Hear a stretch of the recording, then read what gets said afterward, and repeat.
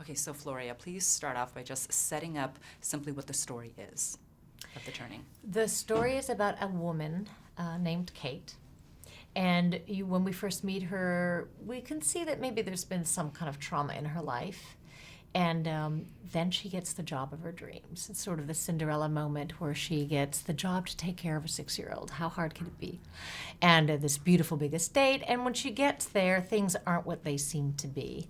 And there are things in the shadows, but there are also things that maybe she has to face. So I look at it as sort of the key to the Pandora's box as we enter sort of her POV. Now, speaking about the shadows, I feel like this is one of those movies that is a horror, yet it's really a psychological thriller, but it all happens in the shadows. Can you speak about that? Well, what drew me to make a movie about the turn of the screw is the idea that it's been interpreted so many different ways over time. You know, you can read the novella and read it as a ghost story, and then you could read it as a psychological story about a woman going mad. And if you buy the book right now, it's that thick, even though it's 120 pages. And it's because people over the years have been fascinated with that, the sort of symbology behind some of the things that Henry James talks about, and the idea that you can kind of maybe even reflect things that have happened to you onto the film, in this sort of way. And speaking about the film and its environment, Bly House is kind of a character on its own. Can you speak about that a little bit and how you crafted that? Yeah, I wanted to find the perfect location that had like 80% of what I needed, and that house had it. It had the maze, it had the pond, it had the drive up. The house looked fantastic and scary from the outside, but you can get lost on the inside. And it was a place also that we were able to customize. We were able to paint it, which was amazing. In these historical houses, you're not able to do that. So it was really a character in the way that you could get lost in the halls and lost in the shadows of it. And of course, the kids being more mischievous, they had control over that, where Kate sort of is kind of unraveling in it. So speaking about you as a storyteller, you're such an incredible visual storyteller. Can you talk about the ways in which you made this such a visual feast on the screen? Well, I start with painting. I do watercolor painting, so I find sort of the characters through drawings and kind of, shaping them that way. And then through, storyboards. I do little storyboards as well, and also map out, because I'm a photographer as well, so I kind of can map out, the arc of how the story unfolds. In the beginning, it's much more composed. Kate's small in the frame. The environment is large. She gets engulfed, and as the film goes on, it's a little bit more claustrophobic. The camera starts going handheld, and by the end of it, we're wide and close and erratic. So, things like that all kind of are layers of telling the story. I tell the story also through color. Like from a distance, you see Kate's room, and there's these beautiful crimson reds in the pillows and as the details of the comforter. But then you get close, and they're all torn and ripped and have this, age and decay to them. So things like that. It's just all kind of parts of building the world.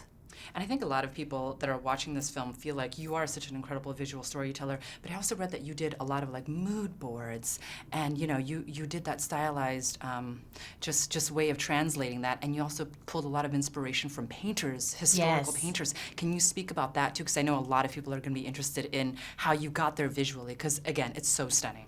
Well, meeting Packy Smith, who's my production designer, we both kind of drew on paintings, and that's what made us click, because we had the same sort of background in art, in painting and stuff. So when he came and he introduced some of the painters like Frederick and Brooklyn, and so we had this sort of mutual, wow, this is such a great place to draw from, because Brooklyn had these amazing ghostly figures in his paintings with these big, tall cypress trees, and there was a mood to them. And then you had these spindly trees from Frederick's work that was very kind of eerily minimal and spooky. So, and the house kind of really, they had those trees on set. We had them on the property. So we actually had one of his paintings copied and put it in Kate's room. Is that last, in the credits roll where her hand's on that painting? That's one of Frederick's paintings. Oh, wow, that's incredible. That's luck of the draw. So let's talk a bit about the characters, because I feel like you crafted such rich characters. Can you tell me about the protagonist, Kate? Well, Kate is a woman who comes to this place, and we see that she doesn't have, people believing in her. Her roommate is like, "Are you going to be okay there?" And her mother's like, "Are you sure?" So, but, she's been offered this amazing Cinderella moment, this amazing opportunity to go to this house and take care of this little girl, and what could go wrong? And so we already know that she's coming in a little loaded. And then the house she starts to have these strange experiences in the house, and quite dark experiences in the house. And the kids are acting strange, and they feel like they're harboring secrets. And in a way, I think that the house and the children are the key that sort of open up the Pandora box within her, and reveal sort of the darkness and in Kate's psyche, That's incredible. And let's talk about Miles, because she has so many scenes where she plays with Miles, and he is described in the screenplay as this exposed wire. Can you speak about him? Well, in the script, he was younger, and I wanted to have a bit more tension between Miles and Kate.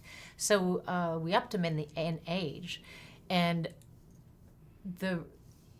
I'm sorry. Oh, it's okay. And Finn was perfect for that role, because he feels to me like he looks like a dark angel. There's something quite angelic about him, and his pale skin and dark locks. And this was a very kind of different role for him, too. So I thought, this is going to be very unexpected and a great challenge for him. And so he can be, very friendly with Flora, but then also have this other side that's kind of unexpected. And as shocking it is for us, it's shocking for Kate as well, because we know Finn Wolfhard, and he's fun.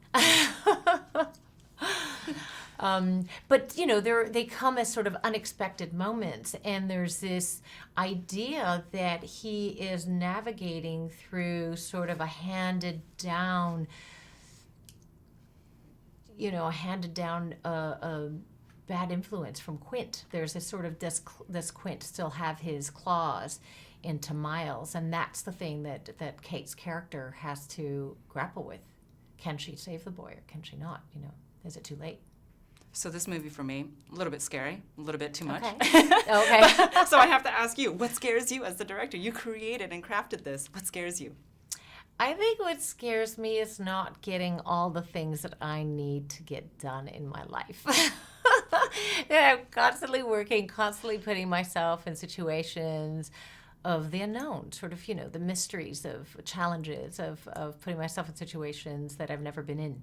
And that's why I think I kind of bounce around from different mediums. I go from photography to music videos to film, and then TV as well.